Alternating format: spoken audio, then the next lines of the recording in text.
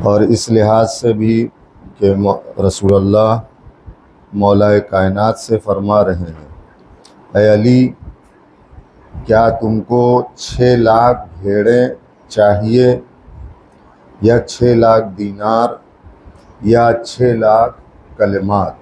کلمات سے مراد نصیحتیں۔ آج نصیحتوں کا بہت زیادہ دور ہے۔ دیکھیے تو ہر ایک دوسرے کو نصیحت کر رہا ہوتا ہے، لیکن مسئلہ یہ ہے کہ نصیحت تو بہت ہو رہی ہے لیکن کوئی نصیحت لینے کے لیے تیار نہیں ہے۔ ہر کوئی نصیحت کر رہا ہے ایک دوسرے کو، لیکن نصیحت اس وقت کارگر ہوتی ہے کہ جب ہم اس نصیحت کو سنیں اور اس پر عمل کرنے کی کوشش کریں۔ رسول اللہ نے فرمایا مولا علی سے، یا علی 6 لاکھ بھیڑیں چاہتے ہو یا 6 لاکھ دینار یا 6 لاکھ کلمات یعنی نصیحتیں؟ امیر المومنین علیہ السلام نے عرض کیا، یا رسول اللہ میں 6 لاکھ کلمات چاہتا ہوں، یعنی کیا؟ نصیحتیں چاہتا ہوں۔ یعنی مولا کی نظر میں 6 لاکھ دینار 6 لاکھ بھیڑوں کی وہ اہمیت نہیں ہے جو 6 لاکھ نصیحتوں کی ہے، جو 6 لاکھ کلمات کی ہے۔ یہاں سے آپ اندازہ لگائیے کہ نصیحت کی کتنی اہمیت ہے کہ اگر کوئی نصیحت کر رہا ہے تو ہمیں اس پر عمل کرنا چاہیے۔ نصیحت کر رہا ہے تو اس میں 2 چیزیں ہیں۔ ایک چیز یہ ہے کہ ہمیں یا تو معلوم نہیں ہے، آج معلوم ہو گیا ہے تو اب ہمیں اس کے مطابق اس پر عمل کرنا چاہیے، پہلی چیز۔ دوسری چیز یہ ہے کہ نصیحت یعنی معلوم نہیں تو اس پر انسان کیا کر رہا ہے کہ اس کو معلوم ہو گیا، اب اس پر اس کو کیا کرنا چاہیے؟ عمل کرنا چاہیے۔ اب معلوم ہونے کے بعد دوسری چیز یہ ہے کہ معلوم ہونے کے بعد بھی اگر وہ اس پر عمل نہیں کر رہا ہے تو پھر وہ کیا ہو رہا ہے؟ گنہگار ہو رہا ہے۔ جانتا ہے لیکن جان بوجھ کر کے وہ اس کام یہ نہیں کرنا چاہیے مگر اس کام کو انجام دے رہا ہے، اب جان چکا ہے تو اب وہ کیا ہو رہا ہے؟ گنہگار ہو رہا ہے۔ تو نصیحت اتنی زیادہ اہمیت رکھتی ہے کہ مولا کائنات نے 6 لاکھ دینار کو ٹھکرا دیا، مولا کائنات نے 6 لاکھ بھیڑوں کو ٹھکرا دیا کہ مجھے یہ نہیں چاہیے بلکہ مجھے کیا چاہیے؟ مولا کہتے 6 لاکھ نصیحتیں۔ مولا نے 6 لاکھ، دیکھیے مولا 6 لاکھ نصیحت مانگ رہے ہیں۔ کون مانگ رہا ہے؟ جو خود امت رسول کو نصیحت کرنے والا ہے۔ سمجھ رہے ہیں آپ؟ جو خود نصیحت کرنے والا ہے وہ بھی انتخاب اگر کر رہا ہے تو نصیحت کا انتخاب کر رہا ہے، وہ نصیحت جو رسول اللہ سے ہمیں جو مولا کائنات کو مل رہی ہے اور پھر ہم تک وہ چیزیں وہ نصیحت پہنچ رہی ہے۔ ممکن ہے کہ آپ کی نظر میں یہ جو حدیث میں بیان کر رہا ہوں اتنی اہمیت نہ ہو، آپ سنیں اور اس کو یوں ہی نظر انداز کر دیں، لیکن آپ اس بات سے اندازہ لگائیے کہ مولا کائنات اس نصیحت کو چاہتے ہیں رسول اللہ سے۔ آپ سوچ لیجئے، جس کے لیے مولا نے مادیات کو قربان کر دیا، مادیات کو ٹھکرا دیا، یعنی دینار اور بھیڑوں کو ٹھکرا دیا، مجھے نہیں چاہیے، نصیحت چاہیے۔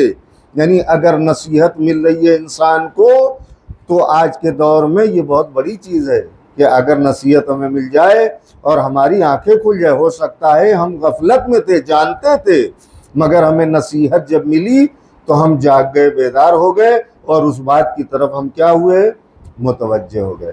تو مولا سے کیا وصیت کی کام ہے؟ 6 لاکھ نصیحتیں چاہتا ہوں۔ رسول خدا نے فرمایا، اے علی 6 لاکھ باتوں کو میں 6 باتوں میں جمع کر دیتا ہوں۔ سنیں، 6 لاکھ باتوں کو 6 باتوں میں جمع کر دیتا ہوں۔ یہ کام رسول ہی کر سکتے ہیں، یہ کام علی ہی کر سکتے ہیں، ان کے علاوہ، کیونکہ یہ بھی کسی معجزے سے کم نہیں ہے۔ ہم اگر 10 منٹ کی گفتگو کریں اور آدھے گھنٹے کی 1 گھنٹے کی تو اس کو سمیٹ نہیں پاتے ہیں۔ سمجھ رہے ہیں آپ؟ اس کو ہم سمیٹ نہیں پاتے ہیں۔ اب آپ سوچئے رسول اللہ کیا کہہ رہے ہیں؟ کہہ رہے ہیں کہ میں 6 لاکھ باتوں کو 6 باتوں میں جمع کر دیتا ہوں۔ پہلی چیز، بہت توجہ میں اس حدیث پر چاہتا ہوں، اور اس کو آپ غور سے سنیے اور اس کو یاد رکھیے۔ آج کے زمانے میں بہت زیادہ اس چیز کی ہمیں ضرورت ہے، جس کی طرف ہمیں متوجہ کیا گیا ہے اور جو نصیحت ہمیں رسول اللہ سے مل رہی ہے۔ پہلی چیز کیا ہے؟ جب تم دیکھو لوگ فضیلتوں یعنی نوافل سمجھ گئے نا، مستحبات جس کو کہا جائے اضافی عبادات، ٹھیک ہے، اس کی طرف اس میں لگے ہوئے ہیں، یعنی مستحبات کے پیچھے اتنا لگے ہوئے ہیں کہ وہ ان سے واجبات بھی کیا ہو رہے ہیں؟ چھوٹ رہے ہیں۔ آج یہی تو ہو رہا ہے، مستحبات پر زیادہ عمل ہو رہا ہے، واجبات پر عمل نہیں ہو رہا ہے۔ اب یہ سمجھنا آپ کا کام ہے، میرا کام ہے آپ تک پہنچانا کلام معصوم کو۔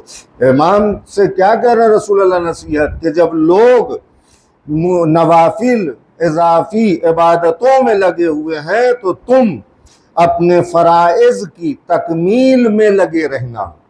یعنی آج آپ دیکھیے سب سے زیادہ زور مستحبات پر ہے، سب سے زیادہ اہتمام مستحبات پر ہے، لیکن واجبات کا کوئی اہتمام ہے ہمارے یہاں؟ ایک نماز کو چھوڑ دیجئے آپ، ایک نماز جماعت کو، اس کے علاوہ واجبات ہم شاید جانتے بھی نہیں ہیں کہ واجبات میں سے ہمارے پاس کیا ہے۔ توجہ کر رہے ہیں؟ لیکن مستحبات میں ان گنت ہیں اور اس کی طرف ہم متوجہ ہیں، اور اس کو آپ جا کر کے کھنگالیے گا، دیکھیے گا تو آپ کو سمجھ میں آئے گا کہ آج مستحبات کی طرف ہی زیادہ زور ہے۔ اور ایک بات کہتا چلوں آپ کی معلومات کے لیے، وہ یہ ہے کہ اگر آپ مستحبی نماز پڑھ رہے ہیں اور نماز جماعت شروع ہو گئی ہے اور آپ کو یہ ہے کہ اگر میں کمپلیٹ کروں گا تو نماز جماعت چھوٹ جائے گی، تو شریعت کیا کہتی ہے کہ مستحبات کو چھوڑو، کہاں جاؤ؟ واجبات کی طرف جاؤ۔ یعنی اس کا مطلب کیا ہے؟ زیادہ اہمیت واجبات کی ہے۔ ہاں، واجبات سے فرصت پا جاؤ، واجبات کو مکمل کر لو، اس کے بعد اگر دل چاہتا ہے اور دل مائل ہے تو آپ جو ہے اضافی عبادتیں کیجئے، مستحبات پر عمل کریے، لیکن آپ مستحبات کے پیچھے پڑ کر کے اپنے واجبات کو اثر انداز نہ کریے، ٹھیک ہے؟ آج یہی تو ہو رہا ہے، مستحبات کے چکر میں واجبات ہمارے یہاں ترک ہے۔ تو مولا نے کیا کہا؟ وہ چھوڑ کر کے کس طرف بڑھ جاؤ؟ واجبات کی تکمیل کی طرف بڑھو آگے۔ جو واجبات ہیں، جو تمہارے فرائض ہیں، جو تمہارے لیے کمپلسری ہے، اس کی طرف بڑھو اور اس کو کیا کرو؟ کمپلیٹ کرو، اس کی تکمیل کرو، اسے مکمل کرو۔ دیکھو تمہارے واجبات کیا ہیں، یہاں پر یہ توجہ دینے کی ضرورت ہے۔ دیکھو یہ کہ تمہارے واجبات ہیں کیا؟ کیا ہم یہ سوچتے ہیں کہ صرف ہم نے نماز پڑھ لیا یہی واجب تھا، ایک ادا ہو گیا؟ نہیں، اس کے علاوہ واجبات ہیں ہماری گردن پر، اس کے علاوہ فرائض اور ذمہ داریاں ہیں ہماری گردن پر، وہ ہمیں دیکھنا ہے۔ یہاں پر میں آپ کے لیے لمحہ فکریہ جو ہے پیش کر رہا ہوں کہ یہ آپ سوچئے گا جانے کے بعد کہ واجبات کیا ہیں اور بھی ہمارے اوپر۔ ہم کو تو یہی پتا ہے کہ نماز ہے، روزہ ہے، حج اگر واجب ہو گیا تو وہ ہے، زکوٰۃ کا نصاب پورا ہو گیا تو وہ ہے، خمس سالانہ بچت ہوئی تو وہ ہے، ہم تو یہی جانتے ہیں۔ اس کے علاوہ بھی مستحب واجبات کیا ہیں وہ ہمیں نہیں معلوم۔ جا کر کے اس پر غور کریے کہ ہمارے واجبات میں کیا کیا شامل ہے۔ لہٰذا ہمیں چاہیے کہ ہم واجبات کی طرف متوجہ ہوں، یعنی مستحبات کو بعد میں انجام دیں، واجبات کو پہلے انجام دیں۔ یہ سمجھ میں آ گئی؟ پہلی چیز یہ پہلی چیز میں نے بیان کیا بڑی آسانی سے، آپ نے سنا بڑی آسانی سے، جبکہ رسول اللہ کیا کہہ رہے ہیں؟ 6 لاکھ باتوں کو میں نے 6 باتوں میں جمع کر دیا۔ یعنی یہ ایک بات کتنے کی ہوئی؟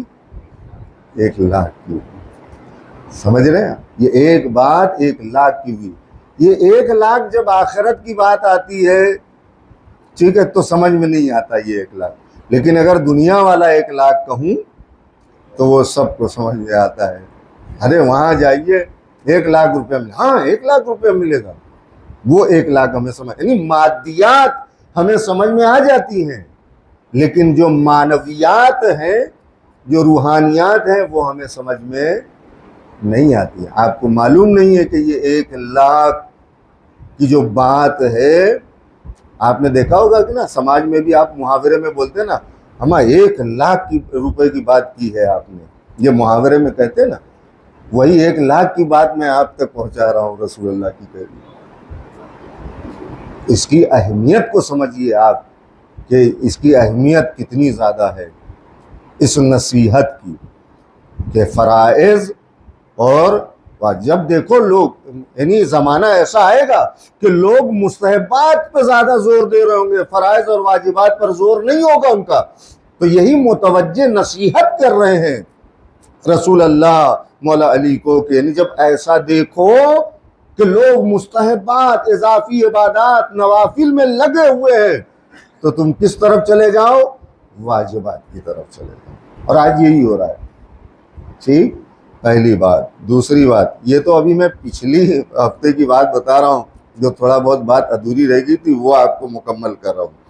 دوسری بات یہ ہے، جب تم دیکھو کہ لوگ دنیا کے کاموں میں مگن ہیں، یہ مگن لفظ کا ایک اپنا ہی لطف ہے اگر آپ محسوس کریں تو، جب تم دیکھو کہ لوگ دنیا کے کاموں میں مگن ہیں تو تم آخرت کے کاموں میں مشغول رہنا۔ آج ہر آدمی کیا بولتا ہے؟ ہم اللہ کے لیے کر رہے ہیں، اپنی آخرت کے لیے کر رہے ہیں ہم، ٹھیک ہے؟ آج آپ بتائیے اپنی آخرت اور اپنے دین یا اپنے اللہ کے لیے کتنا کام ہوتا ہے؟ آپ بتائیے، جتنا بھی کام، اگر یقین جانیے میری بات اگر آپ محسوس کر سکیں تو بات آپ تک پہنچے گی، آپ یقین جانیے اگر سماج میں، معاشرے میں اللہ کے لیے کام ہونے لگے، ائمہ معصومین کی خوشنودی کے لیے کام ہونے لگے، تو پھر سماج میں نہ اختلافات ہوں گے، نہ برائیاں ہوں گی، نہ لڑائی ہوگا، نہ جھگڑا ہوگا۔ اگر کام کس کے لیے ہو؟ اللہ کے لیے اور ائمہ معصومین کے لیے، تو یہ سماج میں آپس میں اختلاف، لڑائی، جھگڑا، یہ پارٹی بازی، یہ گروپ بندی یہ ہو رہا ہے، تو اس کا مطلب کیا ہے؟ یہ دلیل ہے اس بات کی کہ کام کس کے لیے ہو رہا ہے؟ اپنی انا کے لیے ہو رہا ہے، اپنی ذات کے لیے ہو رہا ہے۔ کیوں؟ کیونکہ اللہ کی خوشنودی، ائمہ معصومین کی خوشنودی کا تقاضا یہ ہے کہ اگر کوئی غلطی کر بھی دے تو اسے معاف کر دو، جیسا کہ مولا کائنات نے کیا فرمایا؟ فرمایا کہ اگر تم اپنے دشمن پر قابو پا جاؤ تو یہ قابو پانا بھی قابل شکر ہے، یعنی اللہ کا یہاں پر شکر ادا کرو کہ اللہ نے تم کو اتنی طاقت دی کہ تم نے دشمن پر کیا پایا؟ قابو پایا۔ تو مولا کہتے ہیں اس قابو کا پانے پر شکرانے کے طور پر کیا کرو؟ اسے معاف کر دو۔ لیکن ہمارے سماج میں کوئی ہے معاف کرنے والے ایک دوسرے کو؟ نہیں ہے بھائی، نسلوں میں دشمنیاں چلتی ہیں جبکہ سب اہل بیت کے چاہنے والے ہیں، خاندانوں میں دشمنیاں چلتی ہیں جبکہ سب اہل بیت کے چاہنے والے ہیں، سب ائمہ معصومین سے محبت کرنے والے ہیں۔ تو یہ کیوں ہے؟ یہ اسی لیے ہے، یہ جو جتنے بھی اختلافات ہیں، ہم نے تو آپ بتائیے کہ اگر اللہ کی رضا اور خوشنودی کے لیے، ائمہ معصومین کے لیے کام ہو تو اختلافات نہیں ہوتا، یہ دلیل میں دے رہا ہوں آپ کو، ٹھیک نہیں ہوتا۔ اختلافات ہونا یہ دلیل ہے اس بات کی کہ اللہ کی خوشنودی کے لیے بھلے اللہ کا نام لیا جا رہا ہے، ائمہ معصومین کا نام لیا جا رہا ہے، ان کی رضا کے لیے، ان کی خوشنودی کے لیے، لیکن ان کے لیے کچھ آج نہیں ہو رہا ہے، جو کچھ ہو رہا ہے وہ ہم اپنے لیے کر رہے ہیں۔ اب میں آپ کو مثال دیتا ہوں تو بات آپ کو سمجھ میں آئے گی۔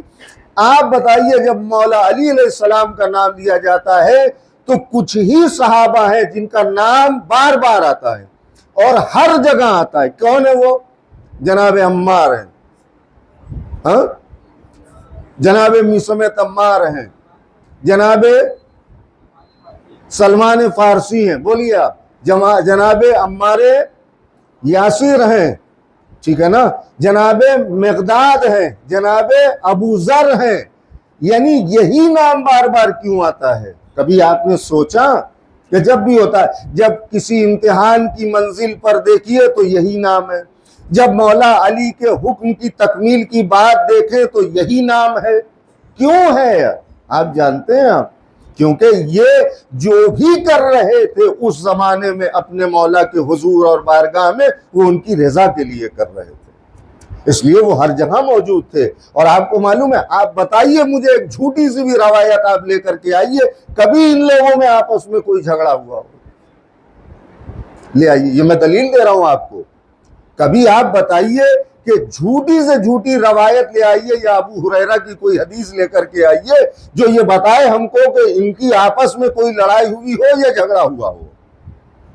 ہاں، نیکیوں پر سبقت لے جانے میں مقابلہ ضرور رہا ہے، لیکن ان کا آپس میں کوئی لڑائی اور جھگڑا نہیں تھا.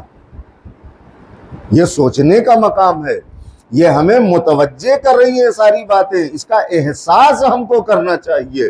دنیا بری ہے، ہو جانے دیجئے. کیا اس زمانے میں برے لوگ نہیں تھے؟ جب مولا تھے تو برے لوگ نہیں تھے؟ بہت زیادہ تھے اس وقت بھی، تبھی تو یہ گنے چنے نام آ رہے ہیں. بھئی شیعہ تو اس وقت بھی بہت رہے ہوں گے مولا کے چاہنے والے، لیکن نام کچھ ہی لوگوں کا آنا یہ سوچنے کا مقام ہے یا نہیں ہے؟ تو بہت سارے برے تھے، تو ہم کو برا نہیں بننا، ہمیں کوشش کرنا ہے ویسے ہی افراد بنے جیسے وہ 5-6 تھے، کہ جیسے جب جناب زہرا کا نام لیا جاتا ہے تو فضہ کا نام آتا ہے، جب مولا علی کا نام لیا جاتا ہے تو سلمان کا نام، میثم کا نام، ابو ذر کا نام، مقداد کا نام، مالک اشتر کا نام آتا ہے. یہ نام آتا ہے. کوشش کریں کہ ہم ویسے بنے کہ ہماری پہچان اہل بیت کے ذریعے سے ہو. توجہ کریں، ہمیں ایسی کوشش کرنا چاہیے. یہ 2 چیزیں ہو گئی، تیسری اور آخری سن لیجئے اور اسی میں بات ختم ہو جائے گی. جب تم دیکھو کہ لوگ دوسروں کی عیب جوئی کر رہے ہیں تو تم اپنے نفس کے عیب دور کرنے میں لگے رہنا. آخری بات کیا ہے؟ جب تم دیکھو کہ لوگ دوسروں کی عیب جوئی کر رہے ہیں، عیب تلاش کر رہے ہیں، عیب نکال رہے ہیں ان کے اندر سے، جب دیکھو ایسا زمانہ، یعنی ایسا زمانہ آئے گا اور ہے وہ زمانہ کہ جہاں ہر آدمی دوسرے کا عیب نکالنے کی کوشش کر رہا ہے، ہر آدمی دوسرے کا عیب بیان کرنے کی کوشش کر رہا ہے. یہاں تک کہ اگر کوئی کسی کی تعریف ہمارے سامنے کر دے تو وہ تعریف ہم کو ہضم نہیں ہوتی ہے، ہم فوراً اس کی برائی نکالنے کی کوشش کرتے ہیں کہ یہ تعریف اس کی دب جائے اور اس کی برائی اجاگر ہو جائے. یہی ہے نا؟ جب دیکھو ایسا ہو رہا ہے تو اے علی کیا کرنا تم اس وقت؟ کہ تم اپنے نفس کے عیب دور کرنے میں لگے رہنا. جب ایسا زمانہ آ جائے کہ لوگ ایک دوسرے کے عیب تلاش کر رہے ہیں، لوگ ایک دوسرے میں عیب نکال رہے ہیں، تو ایسے میں تمہاری ذمہ داری یہ ہے اے علی، کیا ہے؟ کہ تمہارے نفس کے اندر، یعنی خود تمہارے اندر جو عیب ہے، دیکھیں یہ مولا علی کو ذریعہ بنا کر کے یہ باتیں ہم تک پہنچائی جا رہی ہیں، ورنہ علی کا نفس تو وہ ہے، اتنا پاک و پاکیزہ ہے کہ شب ہجرت اس نفس کا سودا اللہ نے کیا ہے. ٹھیک ہے، وہ نفس تو اتنا پاک و پاکیزہ ہے، اس نفس کو ذریعہ بنایا جا رہا ہے یہ باتیں کہاں تک پہنچانے کے لیے؟ ہم تک، آپ تک باتیں پہنچانے کے لیے. یہ نصیحتیں ہم تک پہنچ جائیں اور ہم اس پر عمل کریں. جب دیکھو ایسا دور آ گیا ہے کہ لوگ ایک دوسرے کی برائیاں نکال رہے ہیں، لوگ ایک دوسرے کے عیب تلاش کر رہے ہیں، تو پھر لگ جاؤ. کس کام میں لگ جاؤ؟ اپنی برائیوں کو دیکھو، اپنے عیب کو دیکھو، اپنی کمیوں کو دیکھو. جب انسان اپنی برائیوں کی طرف متوجہ ہوتا ہے تو پھر وہ انسان اپنی برائیوں کو دور کرنے کی بھی کوشش کرتا ہے. ہم کو معلوم ہی نہیں ہے کہ یہاں پیچھے دامن پہ جو ہے داغ لگا ہوا ہے، معلوم ہی نہیں ہے، چلے جا رہے ہیں صاحب. لیکن جب کسی نے متوجہ کیا کہ یہاں پر داغ لگا ہے تو کیا جاننے کے بعد آپ وہ داغ لگا رہنے دیں گے؟ نہیں نا. آپ سوچیں گے اس داغ کو صاف کر دیا جائے. عیب لگ رہا ہے، یہ اچھا نہیں لگ رہا ہے دیکھنے میں. تو اچھا اگر انسان آخرت کا چاہنے والا ہے، اگر اسے یہ پتہ چل جائے کہ ہمارے نفس میں کہاں برائیاں ہیں، کہاں کمیاں ہیں، کہاں دھبا لگا ہوا ہے، کہاں داغ لگا ہوا ہے، تو وہ انسان پھر کیا کرے گا؟ اپنے اس عیب کو، اپنی اس برائی کو دور کرنے کی کوشش کرے گا. بس میں نے بات کو ختم کیا. انشاءاللہ 3 لاکھ کم سے کم کی باتیں جو ہے اتنی قیمتی آپ تک میں نے پہنچائی ہے. اس کو محفوظ رکھیے. یہ اتنی قیمتی باتیں اتنی اہم ہیں کہ جس کے لیے دنیا کی دولت کو ٹھکرایا جا سکتا ہے مگر ان نصیحتوں کو ٹھکرایا نہیں جا سکتا ہے. لہٰذا آپ اسے یاد رکھیے. اللہ ہم سب کو توفیق دے کہ ہم سب زیادہ سے زیادہ علوم آل محمد علیہ السلام کو حاصل کر سکیں اور اس پر عمل کرنے کی اللہ ہم سب کو توفیق عنایت فرمائے. پروردگار جو مومنین مومنات اس وقت مریض بیمار ہیں انہیں شفائے کاملہ عنایت فرما. جو پریشان حال ہیں ان کی پریشانیوں کو دور فرما. پروردگار تجھے محمد وآل محمد کا واسطہ روز جمعہ ہے، روز امام زمان عجل اللہ تعالی فرجہ الشریف ہے. پروردگار ان بزرگوار کے ظہور میں تعجیل فرما اور ان کے آنے سے پہلے، ان کے ظہور سے پہلے ہم سب کو اس لائق اور اس قابل بنا کہ ہم ان کے اعوان و انصار میں شمار کیے جانے کے قابل بن سکیں. السلام علیکم ورحمۃ اللہ وبرکاتہ.